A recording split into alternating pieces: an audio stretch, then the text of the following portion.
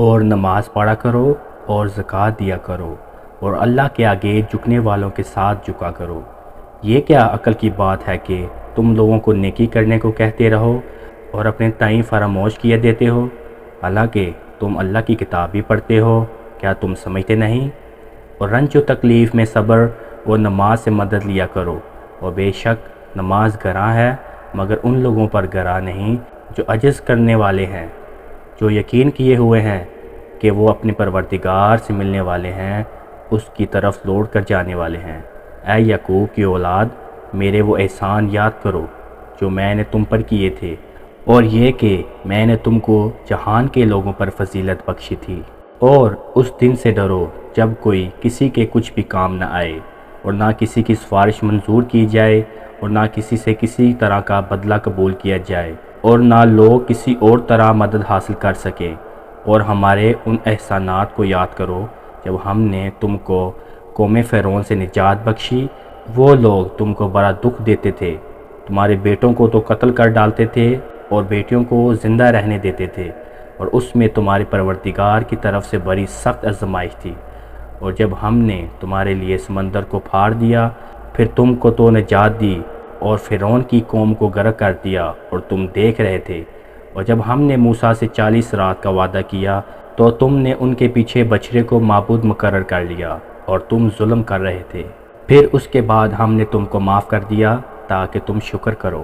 اور جب ہم نے موسیٰ کو کتاب اور موعظے عنایت کیے تاکہ تم ہدایت حاصل کرو، اور جب موسیٰ نے اپنی قوم کے لوگوں سے کہا کہ بھائیو، تم نے بچھڑے کو معبود ٹھہرانے میں اپنی جانوں پر ظلم کیا ہے، تو اپنے پیدا کرنے والے کے آگے توبہ کرو، پھر اپنوں کو قتل کرو، تمہارے خالق کے نزدیک تمہارے حق میں یہی بہتر ہے۔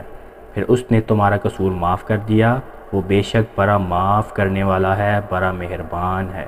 اور جب تم نے موسیٰ سے کہا کہ موسیٰ، جب تک ہم اللہ کو سامنے نہ دیکھ لیں گے تم پر ایمان نہیں لائیں گے، تو تم کو بجلی نے آ گھیرا اور تم دیکھ رہے تھے۔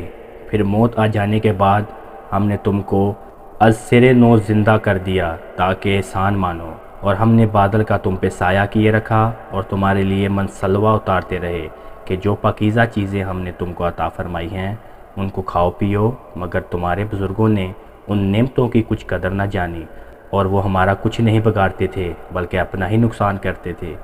اور جب ہم نے ان سے کہا کہ اس گاؤں میں داخل ہو جاؤ اور اس میں جہاں سے چاہو کھاؤ پیو، اور دیکھنا دروازے میں داخل ہونا سجدہ کرتے ہوئے اور حطۃ کہنا، ہم تمہارے گناہ معاف کر دیں گے اور نیکی کرنے والوں کو اور زیادہ دیں گے، تو جو ظالم تھے انہوں نے اس لفظ کو جس کا ان کو حکم دیا تھا بدل کر اس کی جگہ اور لفظ کہنا شروع کیا۔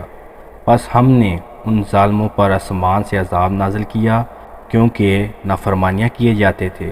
اور جب موسیٰ نے اپنی قوم کے لیے ہم سے پانی مانگا تو ہم نے کہا کہ اپنی لاٹھی پتھر پر مارو۔ انہوں نے لاٹھی ماری تو اس میں سے 12 چشمے پھوٹ نکلے، اور تمام لوگوں نے اپنا اپنا گھاٹ معلوم کر کے پانی پی لیا۔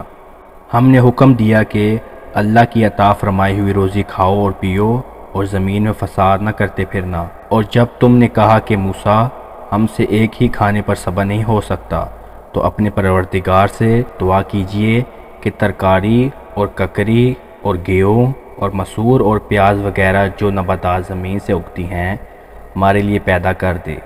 انہوں نے کہا کہ عمدہ چیزیں چھوڑ کر ان کے بدلے ناقص چیزیں کیوں چاہتے ہو؟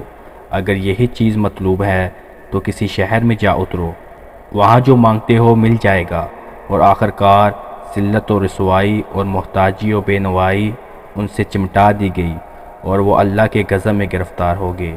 یہ اس لیے کہ وہ اللہ کی آیتوں سے انکار کرتے تھے اور اس کے نبیوں کو ناحق قتل کر دیتے تھے، یعنی اس لیے کہ نافرمانی کیے جاتے اور حد سے بڑھے جاتے تھے۔